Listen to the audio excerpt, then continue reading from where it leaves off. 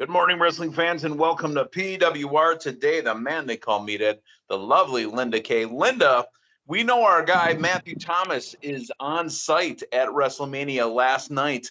He watched all of day one. We're going to get reports from him at some point. I don't know if it'll be tomorrow or some point this week. But, Linda, let's talk about day one. Let's run down the matches. But first off, who's the sponsor? Our sponsor would be the tremendous Collar and Elbow. Now, Meathead, I was on site at WrestleCon and I was able to visit Rod and the crew from Collar and Elbow. If you want to be sporting your Collar and Elbow t-shirts, make sure, if you don't see them on site, go to collarandelbowbrand.com. Check out the latest and greatest in wrestling, street fashions, and to save a little extra cash, because, when you're on vacation or when you're just, having everyday life, you want to save that money, make sure to use promo code Linda K. That's LINDAKAY to save 10% off your order. It's funny you bring that up. I found the secret to maybe getting a shirt made. I've pined and wanted the White Castle T-shirt. I think it's Miss Snow. Mrs. Snow might be the secret to getting that T-shirt made. I'm gonna have to let you guys know about that. So, talked to Uncle Al and told him my White Castle story, and he asked if it was for penance that I have to go there. But I mean, be that as it may, we might have to talk about that T-shirt down the road. But let's talk about the first night worth of matches. First off, to open up the show, the Usos defeating Shinsuke Nakamura and Rick Boggs via pinfall to retain the titles. Linda Kay, I uttered the line, I can't believe they sold the windshield like from Ricky Bobby and Talladega Nights. They sold the wrestlers in the match. Shinsuke and Boggs were dressed as Mike's Hard Lemonade. Hey, that's a unique way to get a sponsorship in. Surprised we didn't see more of that than if that was an opportunity. Well, maybe, because remember, Boggs was the Old Spice guy for a while, too. So yeah, that's true. Big news coming out of this match. We're not 100% sure. I had said possibly hamstring, could be quad, but at first when I saw it, the way his leg went down specifically, he went down straight to his knee when he had one Uso on top of him, and the other one jumped up. I think now that we, are a day removed or almost a day removed, I think he might be legitimately hurt. I think that spot was meant for him to press, the Usos on his shoulders. And I think that he may have possibly torn his quad. Hopefully he heals up real nice. Hopefully it's just a work and he shows up at one day and undoes his bandages again. But the winners by pinfall, retaining the titles with the 1D, the Usos. They the one. Yes, they are the one. One. We'll say one since they're a team. I felt that they would retain, which is what happened. Although due to that injury and that having to possibly change the outcome, or not say the outcome, but the path to the outcome of the match may have happened. But that's all right. That was still a great way to kick off WrestleMania Saturday. They're professionals, and obviously they had to call audible in the match if it truly was not planned. So congratulations to the Usos on retaining, and again, a nice match to get it started off. The next match, and Linda, the theme for us all throughout the night while we were watching was, where's the WrestleMania moments? Where's the WrestleMania things? Like entrances, pops, all that stuff. Drew McIntyre did defeat Happy Corbin via pinfall, using Angela to cut the top rope and the middle rope, and possibly he was supposed to cut the bottom rope.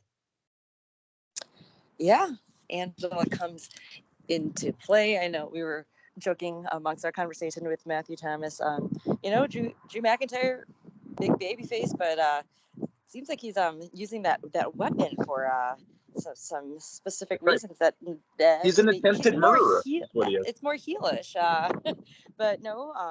I think all of us felt McIntyre would be coming out with the win, and hey, maybe do you feel there's going to be more shenanigans with Angela and Happy Corbin and Drew McIntyre, or do you think this is it? I have hope it's it. I mean, we're at the Rey Mysterio. We're at the Rey Mysterio eyeball point here. I think we need to move on. It's been fun for McIntyre because he's been able to, work. He's worked with Boggs and Corbin.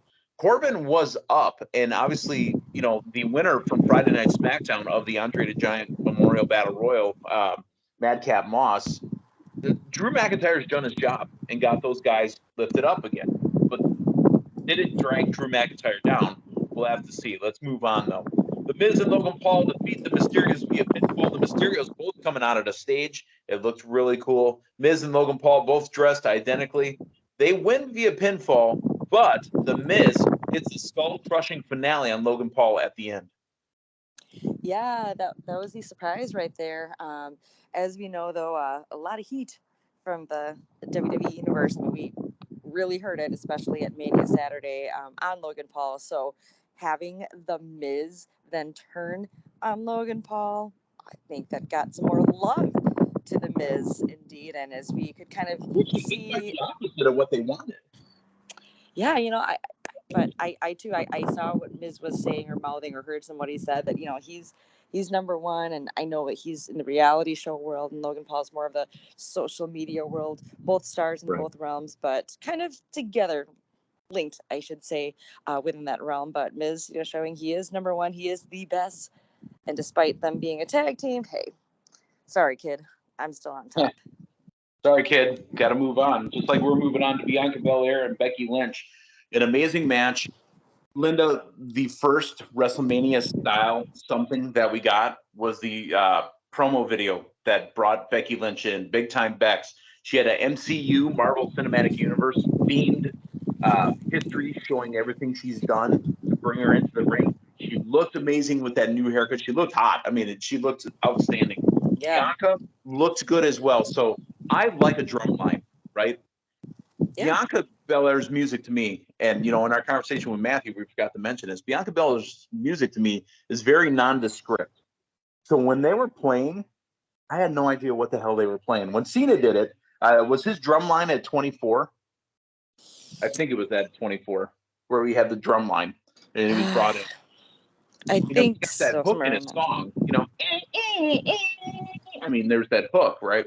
So it didn't work as well for Bianca, but it still was very cool. Bianca Belair is the new Raw Women's Champion, defeating Becky Lynch.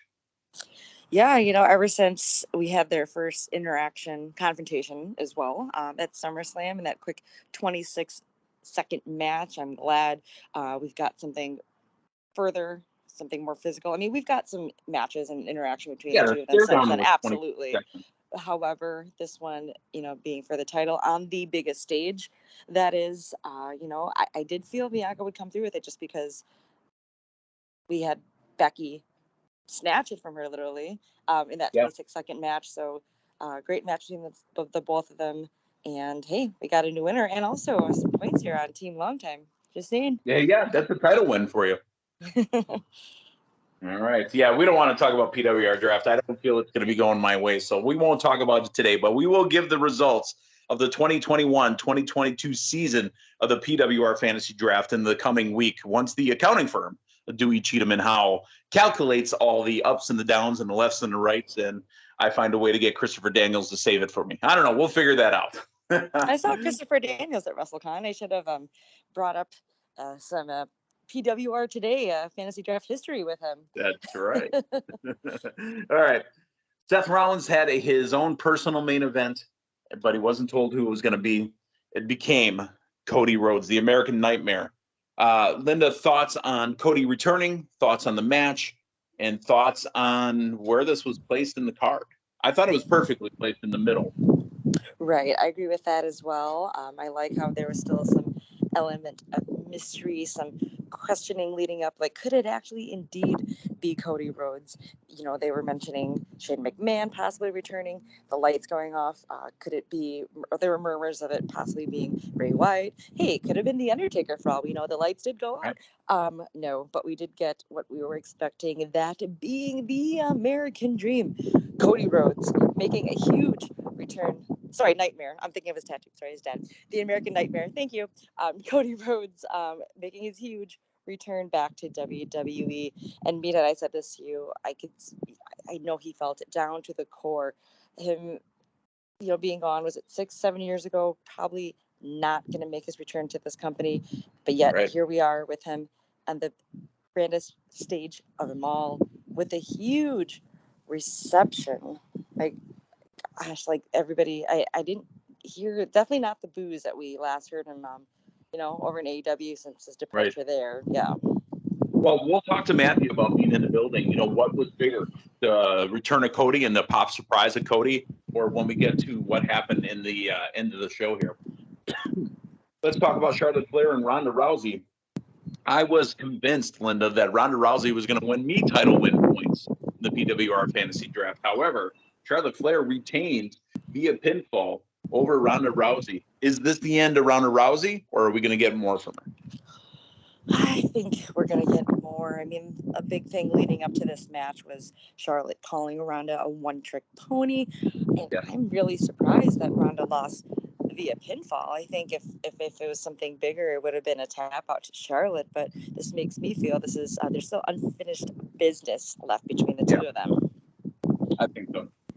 All right. The main event segment was going to be Kevin Owens inviting Stone Cold Steve Austin to the KO show, the WrestleMania KO show.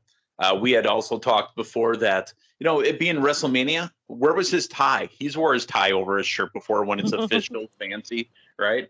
But I guess he didn't want to cover up his WrestleMania 6, you know, KO Mania shirt, you know, which has been his thing. Yeah. Austin came out, and I'm telling you, I could feel it through the TV. We'll have to get Matthew's feeling on it as well, having been in the building. But that was the first time in 19 years, as they're telling us, that he was going to get physical with somebody. He's been to other WrestleManias before. He's, you know, done that appearance. He's hit that stunner, right? You know, Rock Hogan in New Orleans at 30, I think it was. So that stuff's been there.